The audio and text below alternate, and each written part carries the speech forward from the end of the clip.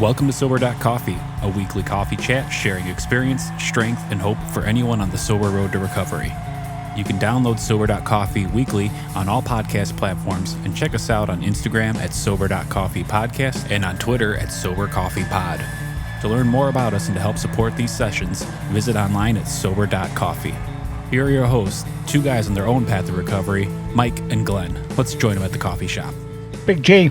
What's up, brother? How you doing again? Back again at the coffee shop. What else is new, right? I know. We've been doing this for a stretch. Hey, folks! If you want to connect, Mikey's great to connect with. Podcast at Sober.Coffee. Yeah, right. Is our show email address, right? Totally anonymous. So, and I know some people's emails have like their names on it and stuff. Trust me, we're not posting that anywhere. It'll be your information will be kept anonymous. But if you want to contact us, just kind of share some insights on the show. We get some great feedback, great. and a lot of our topics are driven by kind of feedback that we got. Also, there's writings on the website that you can check out. So a weekly blog goes out there. I think someday I think we should turn those writings into a coffee table book. Coffee table book. Yeah, I think you put some sexy pictures with all those writings, man, you got yourself a masterpiece. So pictures of you? Pictures of you. Oh, right. That would not be a bestseller. Yeah, right. Favorite song by The Cure. Yeah. Pictures of you. So listen, I want to jump right in today. Look at you, Mr. Focus. I know, right? We have an agenda. We do, because last week we had Bruce. Bruce and Karen are joining us again this week. Hi, Bruce. Hi, Karen. Hello. Joining us again this week at the coffee shop. And last week, Bruce kind of unpacked some details on his journey. And it's just so special. I'm so excited to have this two-part series because they shared at an open Sunday morning meeting a couple of weeks ago. And it was just so inspiring. Bruce's story, I connected with so much of where he was in his journey. You know, we didn't use the same way, but we ended up at the same place. And then sitting at the table with us is Karen, who was a passenger in the car of this life that it was going off the road, and she's hanging in there. And it turns out she comes on and shares, after Bruce shared, she comes on and shares about her journey with Al-Anon and how Al-Anon changed her life. And I'm like, we got to get this out. I got to package this somehow into the podcast world. And so I'm so grateful you guys are back. We're happy to be here. Bruce, thank you so much. What a great combo. Absolutely. Yeah, right? I mean, shame I missed that breakfast. Yeah. Because I love breakfast. But it's good. So we'll try and recapture it. So Karen, you shared your story a little bit, the journey that you took. I know you chimed in a little bit last week when Bruce was talking through his story. I really appreciate your honest and open, reflection of where you were, and love to hear more about. And I'm going to shut up in a second here if I can stop myself, but. You can't. There's bad brand about Al-Anon. Mm-hmm. People go, Al-Anon, that's just where people get around and, come. There's bad brand from AA. People think that's just excuse my language, a bitch session. But then there's people that, like my wife and others in my life, who thought they don't get me. They don't understand my problem. It's unique. And I also heard you say at the end of last week, there's that shame that comes into it, and that remorse, and what am I doing? Why? What am I doing wrong? And all those things. Anyway, I have found Al-Anon to be a very healthy environment. The ones I go to, I have alcoholics in my life. I go to Al-Anon meetings, and I found a good group who's open, honest, and focused on Michael's health, not on my alcoholics problem. So share with us a little bit what kind of got you to this part of the journey. And Desperation. Yeah, right. Hey, beautiful gift. It Yeah, was. right? It was very motivating. And when I first came into recovery mode, it's like I didn't realize I needed recovery. Yeah, I really felt that this was not my problem. Mm-hmm. It was totally Bruce's problem, and I was very resentful of that, and that we were dealing with his problem. And when we were going through a recovery program. It was a family focused, and then I was very angry about that. Like, why do I have to go through this program? Right. Why do I have to be here? It's Just go fix yourself, Bruce, yeah, and come back when you're ready. It's just not my problem. Right, sure. And so that was where I started. I started out with his problem, not my problem, and I just want it to go away. Mm-hmm. And then as he was going through the program, he was really doing like unbelievably well. He was like working these steps. I'm like, what? And and he was just focused on that, recovering. And I'm just like, well, where am I? I'm like, in the win with this. And then this group that we were going through, the rehab group that we were going through, finally when the counselors came up to me and they're like, you need to take care of yourself. You need to go to Al-Anon. And I'm like, oh, great, just what I need. One more thing to do, Yeah, right. another group. And I was not a group person because, of course, I thought I was totally in control and totally knew what was going on. And what sort of help did I really need? Yeah, right. So as I struggled through that, I did go to a couple different groups. And one of my favorite stories is that I sat down at the table and it was a bunch of men actually at the group I had gone to, thinking I was walking into an Al-Anon meeting. Sure. And they started, I'm like, hi, I'm Karen. I'm married to an alcoholic. And they're like, oh, you're in the wrong meeting. Oh, no. They're like, you want to go to the meeting down the hall, which had like, 4 ladies in it. Right. But one of the guys, like, just as an offside, it politely said, well, you're here because of us. Yeah, right. You want to go to that meeting. So I did. I went to that meeting. And it took me a while to find, we refer to it as a home group. And our program very, very strongly mirrors AA. It's the same steps and traditions. They mirror each other. And we, even in our traditions, we, speak of supporting AA. That's our, right. we do that. We respect that. And the thing is that in Al-Anon, we have to turn it over to regain our sanity. In my case, that was always questionable as to what my sanity really was at. But right. Well, isn't that funny? I love that. The second step says it will restore us to sanity, and I'm thinking, was I ever sane even? Right. Where do we go with that? Yeah, right. So I did find a home group, and took me a while. I didn't really share, and because everything, all my thoughts were, I'm here because of Bruce. I'm here because of Bruce. I'm here. And when I went into the meeting, no one sat there and said, I'm here because of so and so, my son, my husband, whatever. Everybody sat there and just shared like what they did, how they did things, and there's things that just came out of the meetings that were like incredibly helpful. And the thing that was also impressive is how they would endearingly talk about the alcoholic in their life. My husband, the alcoholic, and when we go to social events, we've learned, we'll drive separately, so that way, if one of us needs to take off, we can do it, and we're not trapped there. And I just thought, what a great idea. And I think last week Bruce talked about having to leave our son's party early. It's like you just learn these things from other people who are just sharing their experiences, and that was the thing that helped me get on this journey. And the other thing was, when I started doing the steps, I was like, why do I need to do the steps? And why do I even need to be in a group? Yeah, right. And then when I would sit at this table and people would share, I was just like, oh my gosh, these people are worse off than me. And they are still endearing and loving and working the steps. And I just learned that I have no control over anybody else. I have to turn it over to God. It's just, I was at step 1. I said I had no control over alcoholism. I had no control over my husband. And I really had no control over myself at this point. Isn't that awesome? The one thing that I walked away from, and you just reminded me of your Sunday morning meeting, the one thing I walked away from was your unconditional love throughout that, because I've got, like I said, an alcoholic in my life, and I was forgetting the love part. I still wanted to fix, manage, and control, right? And do all the right things. And your message to me that Sunday morning was just love on that person. That's all you can do. Quick temp check. She starts going to Al-Anon, Bruce. How does that make you feel? Awesome. Really? I was more than happy. I was like, this is great. She can go and kind of figure out that she's got her own issues that she needs to work on and not focus on See, honey, me. I told you had all these issues. Right. I've told you this for years. And I was trying desperately, like I said earlier, sometimes in early recovery, when you're both in recovery, you sit there and take each other's inventory. Sure. One of my best advice is when you get into that and both you're in recovery, keep to yourself, The problems within you, work on you as the individual. Mm-hmm. Don't focus on them. So I love your answer. I would have had a totally different answer, and it just in an instant became clear why.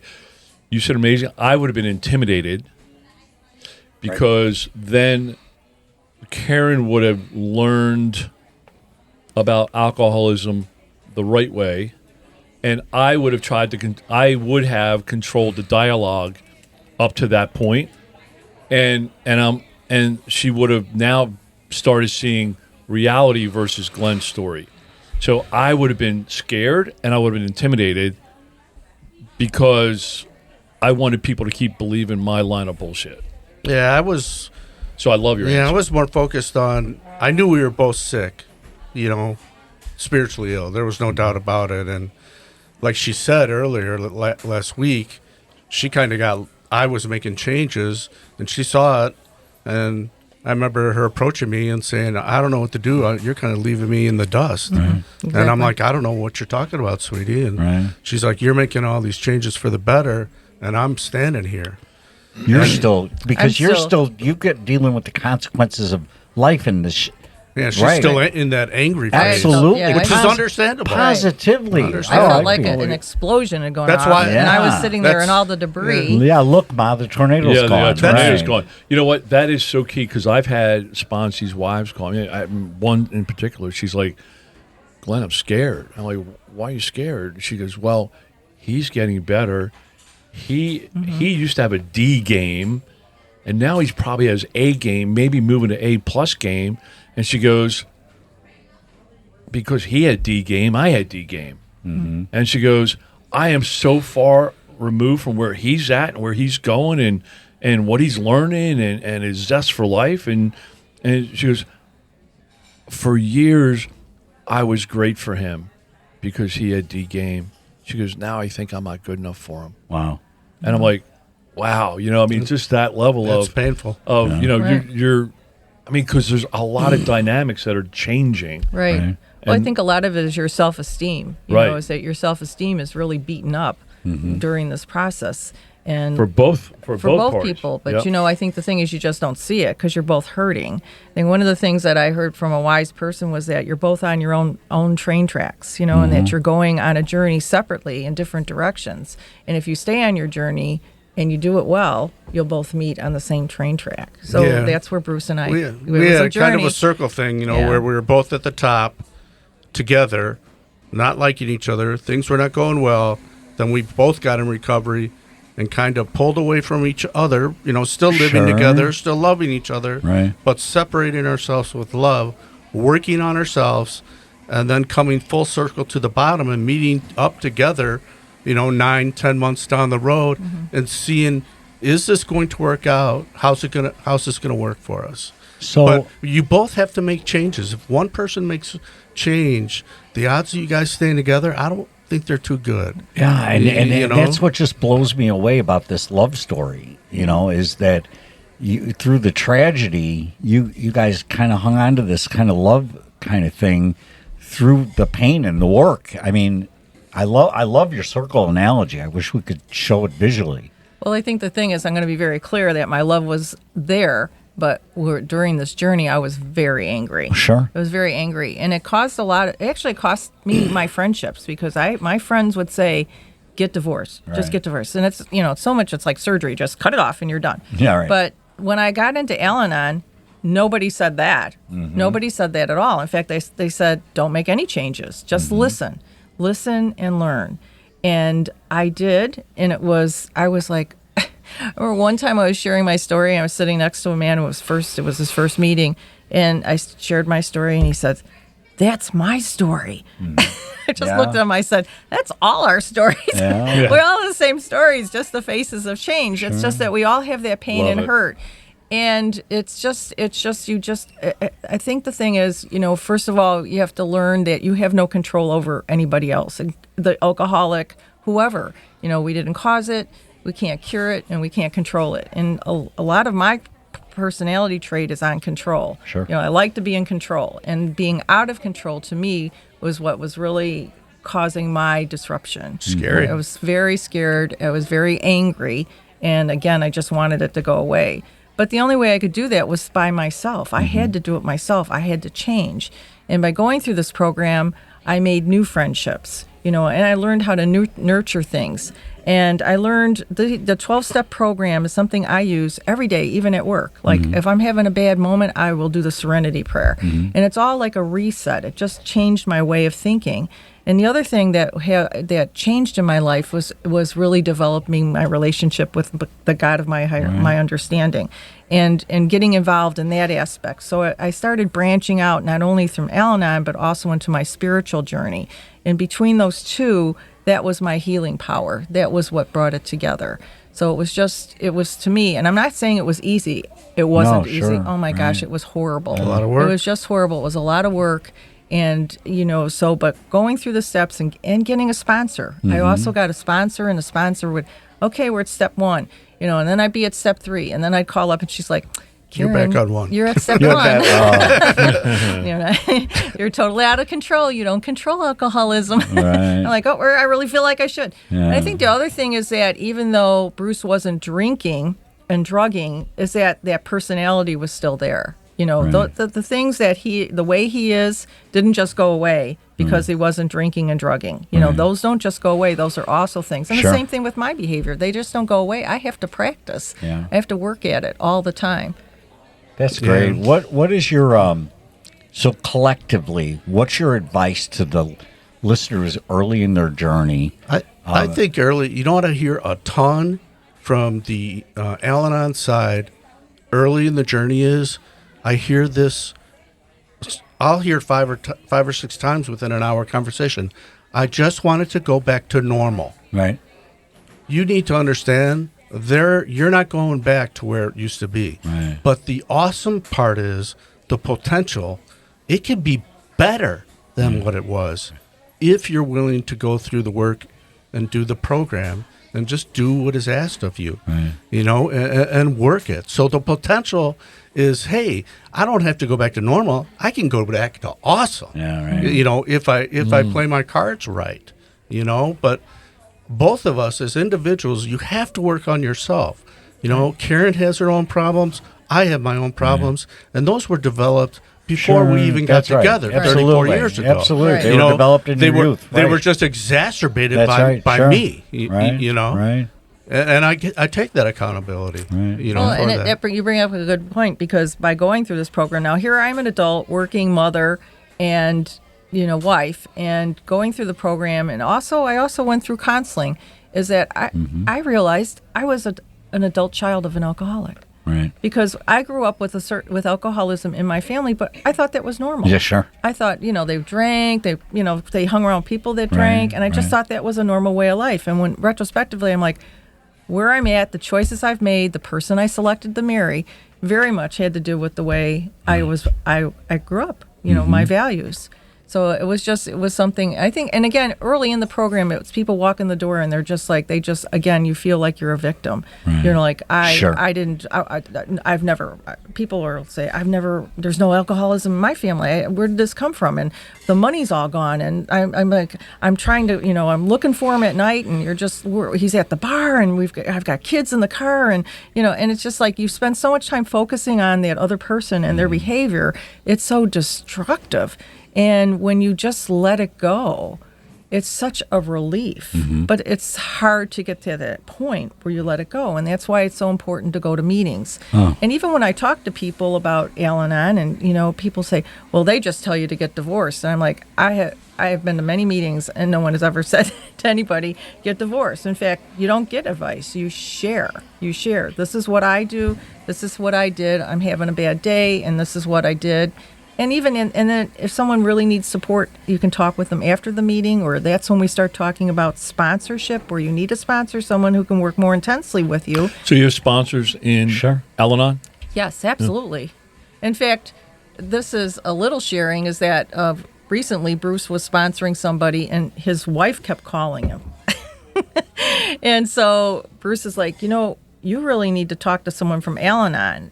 That's something I do. Yeah. And I'm going to just say at the time, I wasn't really that active in Al-Anon because it was a pandemic and I hadn't been going that much. I was very involved in the church and work and stuff like this. And I just thought, I'm not really sure. And I thought, is it like a bicycle? Can I get back on? Would I be, you don't feel sure of yourself. Like, am I a person that can be a sponsor? Should I be doing that at this point? Mm-hmm. And I'm telling you, it was the best thing I ever did. Oh my gosh. It's like smelling the roses again. It's like helping somebody else. It is just, Isn't was it like, something? we're going through the 12 steps and I'm like going through my book. We used a blueprint and I'm looking at where I was at when I went through this. I'm like, oh my gosh, I forgot about that and what a journey it's been. So sponsoring someone doesn't take rocket science. It's just sharing, and helping them get into the journey. Yeah. And that's what it is. It's all about giving back once. And it's not like we've all got it together 24/7. I have learned more about the AA program through sponsoring folks than I ever did going through it myself. Yeah, if you're gonna teach it, you better know the information. I mean, because every time I have a sponsor, you go through steps. I redo the steps with them, and I mean, it's an interactive, exercise, and I just learn from other people so much. So, how long you been married? 34 as of July 21st. 34 years, right? 34 years, right? So let me ask you a two-part question. Number one. Are you alive and still married without AA and Al-Anon? What's your life like? Had you not? We would not be married. You would not be married. We would not be married. I think I'd probably would have passed away. Oh. Either by my own doing, suicidally, or just overdosing. Yeah. Couldn't find that Narcan in time. Right. I had one of those episodes where I could find my Narcan, but I couldn't find a syringe to inject myself. And I was like, well, Bruce, your respiratory rate's about 4 a minute. Yeah, you're medical, Yeah, I'm like, this is not going to be good if she comes home and finds you dead on the floor. Yeah. Or your son, And we had no idea it had escalated to this point. But so I agree. I think that in retrospect, we have shared these stories with each other. And I had no idea at the time what reality was. What it was at that time. Sure. I mean, I knew things were not going well, but I didn't know. And at the same time, I was just like, I just can't do this. I just can't do this. And so if we didn't have that journey and develop those friendships and those relationships and those programs, it wouldn't have saved our lives and our relationships. We wouldn't be here together. And again, it wasn't an easy journey. We were very angry with each other. It was a process, and some days it was one step forward, two steps back, right? Forward. It's very difficult, very difficult. And then we were juggling with trying to maintain a normal, I hate to say normal, what's normal, but we had a son at the time that, so we're trying to keep that balance there. And our story is not unique. Right. It's not a unique story. Yeah, we're not special. No. In fact, if anything, it was very eye-opening as to how many people are affected by the disease of alcoholism. That's right. And again, we're both in healthcare, and I'm going to tell you that in healthcare, you don't get a lot of sympathy at the bedside from people who have a history of drug and alcohol abuse. I felt that pain when I went into the hospital, and there was an angel, and that was there, and he says, "We're going to get you into detox, but you're going to answer the questions the way I tell you to answer them."